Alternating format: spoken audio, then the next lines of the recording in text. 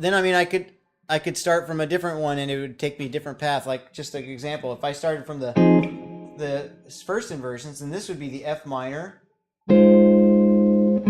This would be the B flat minor. This would be the E flat 7, and this would be the A flat major 7. Oh, sorry. That's all right. And then the D flat major 7, and then the G7, and then C major 7. You know, and that would be all of them, I think. No, we didn't start from the fifth yet of F. So F minor would be this. B flat 7 would be the vanilla one, and then the E flat 7. Did I miss something? Let me do that again. I think I messed something up. So F minor 7 to B flat minor 7. I think I didn't do minor before. And then E flat 7, A flat major 7, D flat major 7, G7, and C major 7. And yeah, and then I'm going to the nearest ones. They happen to be going downward. I could reverse it and try to go upward. So if I did F minor, like in the second inversion, I could do B flat minor in the first inversion, E flat 7 in the ordinary root position, A flat major 7 in the, I could stay there, but let me try to keep going up. If I go up, I have to use a huge leap, which is not great. Well, not huge, but... And then D flat major 7, maybe I'll just... Oh, no, that's not it. I did D, not D flat. So it'd have to be that. So I'm going to try this again so I can hopefully keep that tonality set it nice. And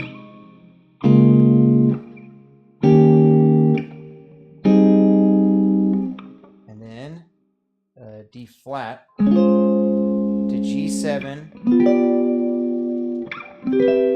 Cool, and then I just worked up instead of like what we did before, we worked down.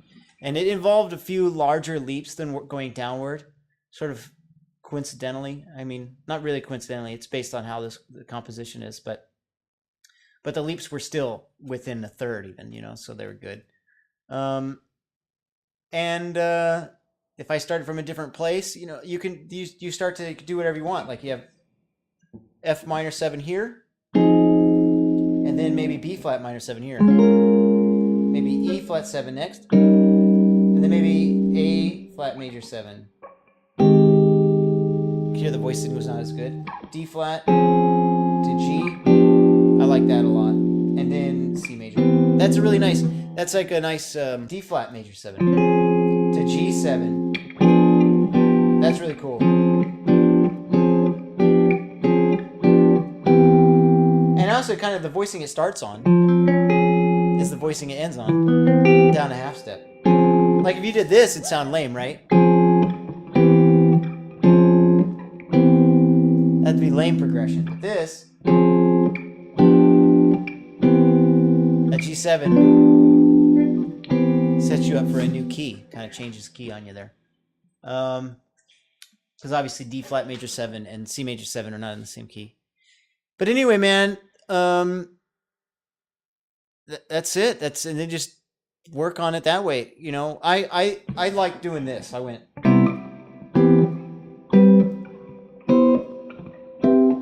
Then I go. And I do it again.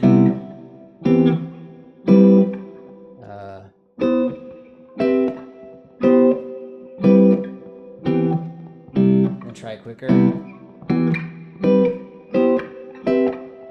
Oops. And again.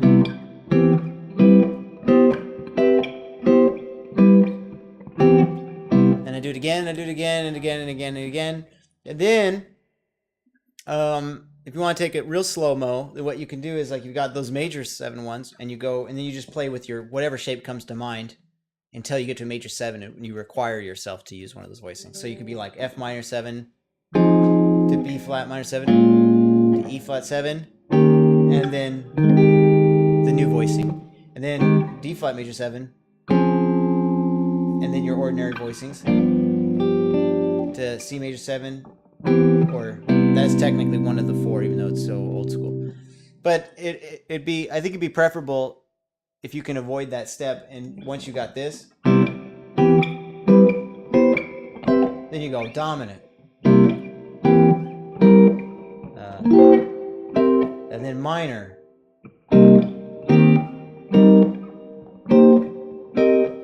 You know, and then play through a song and just use those voicings. Like if I look at the next tune, Always, Irving Berlin. I don't actually know that one. Irving Berlin's pretty awesome. But so F major 7. Maybe I go F major 7, and then G minor 7.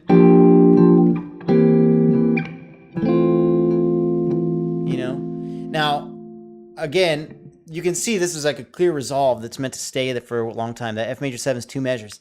And if you end on a third inversion, never really sounds that resolved. So maybe I, wouldn't want to do that. It'd be like the F, G minor, I do third inversion, C7, I do first inversion, and then maybe I can do this root position again. And then the next measure, because 2 measures of it, I'll go to the F first inversion, and then the G minor, I can do the ordinary one, and then the C7, I'll do second inversion. And then the root position F. Right? Maybe G minor, I do the root position. C7, I do the third inversion, and then F, first inversion. B minor 7 flat 5. I can do my B minor 7, but then I have to flat the 5. So I have to know which one of those is a 5, and we haven't done that yet, really. And then the E7, the A major 7. I'm going to do the tense third inversion. F sharp 7, B minor 7, sorry, wrong one, and then E7, A7, D7, G7, C7, and F major 7, which would be this, I guess, but obviously not very resolved because it's third inversion. Cool. The third inversion of the F major 7 is the most tense of the voicings that we learn. I like it. You just got to know what you're in for, when you do it. All you really have to do is remember that that's the tense one. And then if you're really looking for a resolved sound, then don't do it.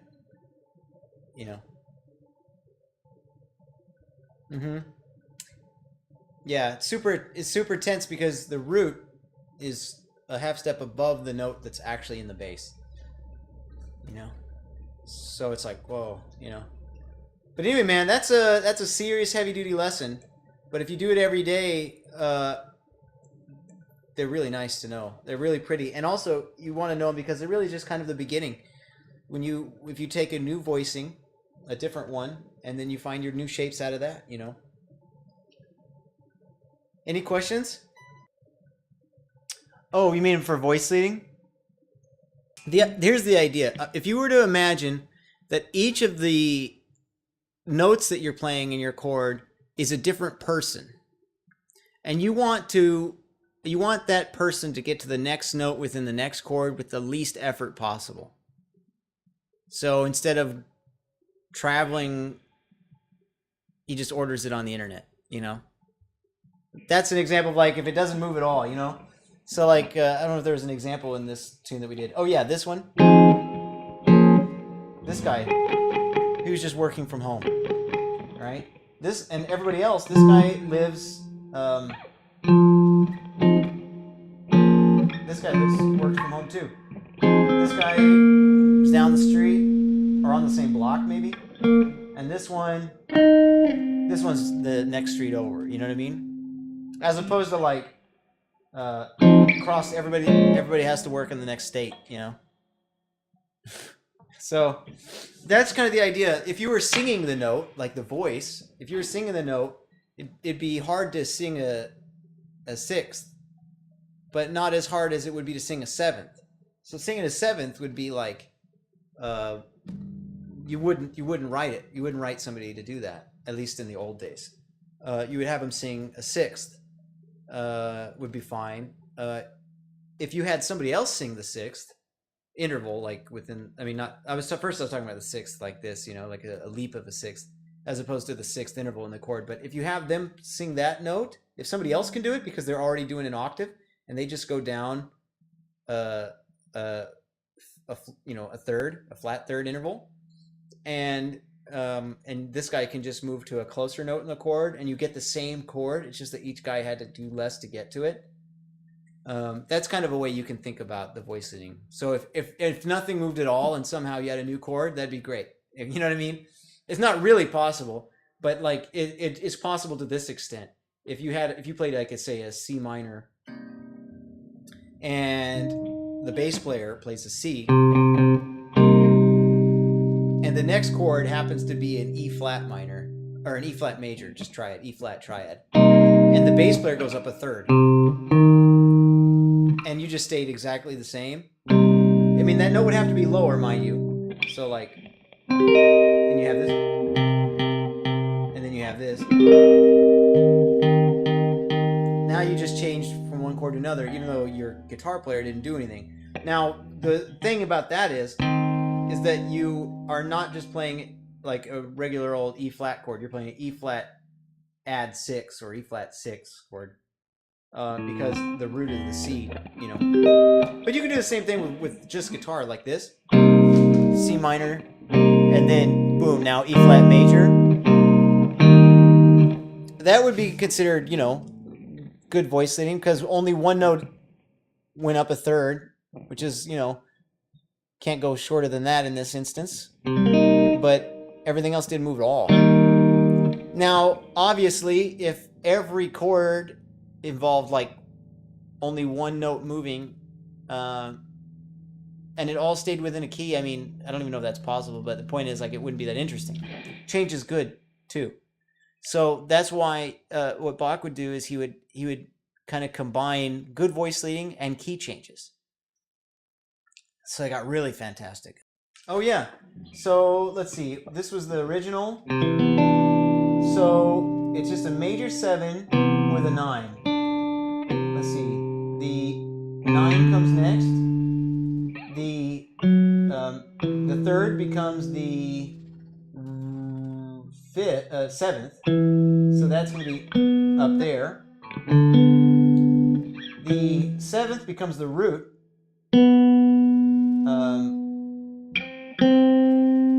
And the 9 becomes the third. So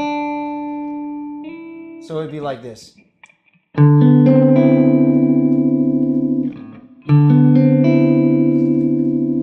So how I'm doing this is I've got my pinky on the 9th fret of the D string, and my index finger actually bars all the way from the A to the B. I mean, really, I'm barring the E too, but I'm not playing the E. The high E, I mean. I'm not touching the low E, except to muffle it.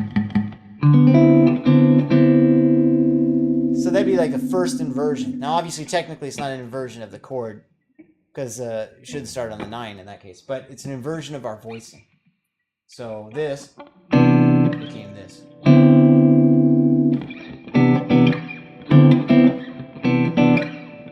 It's not particularly hard to play. It's kind of hard to remember on the fly. And it's really helpful if you have unless you practice it, obviously. And it helps if you have a bass player, because if the bass player plays your root, then this, let me do a high voicing. I'm going to change the chord just so I can create a low bass note. Like I'll do an E. So if here's an E major 9, and this is the same chord, just a different voicing. And this is our bass player. Boy, this guitar sounds pretty cool. This sounds big. Oh. I've got a hollow body on the way for the store. Yeah, I'm pretty excited about. This one's just a customer's. He's going to pick it up tomorrow, but I changed the strings on it and kind of set it up. But anyway, yeah, dude, I guess, any other questions? Cool. Take this one and tab it out, and then see if you can figure out the next two. All right, cool, man. Well, I'm going to let you go then. Great lessons always. Jam-packed. Got tons of stuff to work on. Right? Yeah, me too.